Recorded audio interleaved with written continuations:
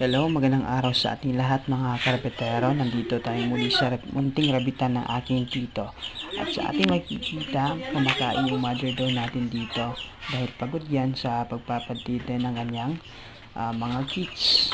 Dahil nga kailangan ng mga kits natin na dumede para mabilis ang kanilang paglaki. At yung iba naman ay natutulog dito tapos nang kumain at dumede yung mga kits na natutulog. At dito naman sa kabila, um, merong nanganak dito ng mother daw at ang biglang ng kanyang anak ay nasa 5 at kakatapos lang kumain ng mga batang kids, o kaya nagpapahinga sila.